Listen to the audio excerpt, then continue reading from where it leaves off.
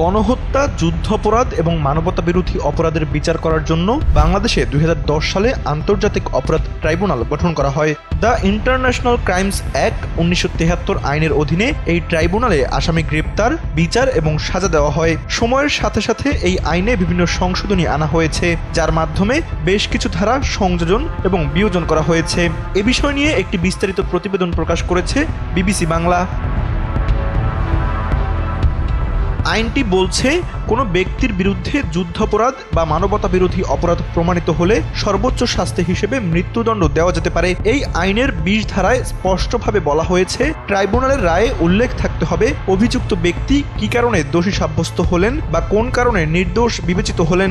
অপরাধের ধরন ও গুরুত্বের উপর ভিত্তি করে ট্রাইব্যুনাল মৃত্যুদণ্ড ছাড়াও যাবজ্জীবন, আমৃত্যু অথবা কম মেয়াদের কারাদণ্ড দিতে পারে। আন্তর্জাতিক অপরাধ ট্রাইব্যুনালের প্রসিকিউটর গাজী MH তামিম এ বিষয়ে গণমাধ্যমকে বলেন, অপরাধে কারো সম্পৃক্ততা কতটা গভীর সে অনুযায়ী বিচারকরা সাজা নির্ধারণ করবেন। সর্বোচ্চ সাজা হিসেবে মৃত্যুদণ্ড থেকে শুরু করে বিভিন্ন মেয়াদের কারাদণ্ড পর্যন্ত সবকিছুই ট্রাইব্যুনালের এখতিয়ারের মধ্যে রয়েছে। শেখ হাসিনার মামলায় প্রসিকিউশন ইতিমধ্যেই সর্বোচ্চ শাস্তির দাবি জানিয়েছে।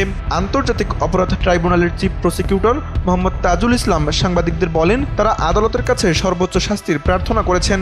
আদালত নিজের বিবেচনায় রায় দেবেন, তবে প্রসিকিউশনের অনুরোধ হলো অপরাধের ধরন অনুযায়ী যেন সর্বোচ্চ সাজা দেওয়া হয়।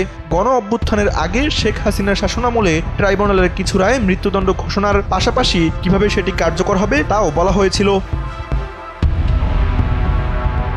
সাম্প্রতিক সংশোধনীতে এই আইনে আসামির সম্পদ বাজেয়াপ্ত করার ক্ষমতা যুক্ত করা হয়েছে। কোনো মামলায় অপরাধ প্রমাণিত হলে ট্রাইব্যুনাল এখন আসামির সম্পদ জব্দ করে ক্ষতিগ্রস্ত বা ভুক্তভোগী পরিবারের কাছে হস্তান্তরের নির্দেশ দিতে পারে। শেখ হাসিনা মামলায় প্রসিকিউশন এই আবেদন করেছে বলে নিশ্চিত হওয়া গেছে। এছাড়া এই আইনে নতুন সংযোজন হিসেবে রাজনৈতিক দল, অঙ্গ সংগঠন বা সমর্থক গোষ্ঠীর বিরুদ্ধেও শাস্তির বিধান যুক্ত করা হয়েছে। অন্তর্বর্তী সরকার গত 10 মে সংশোধনী এনে সংগঠনের সম্পদ জব্দ, কার্যক্রম স্থগিত বা নিষিদ্ধ করার মতো ক্ষমতাও ট্রাইব্যুনালের হাতে দিয়েছে।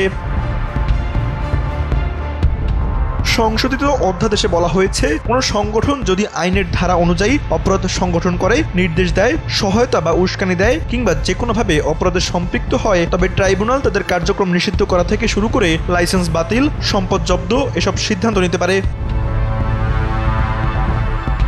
তানভীর আহমেদ, NPB।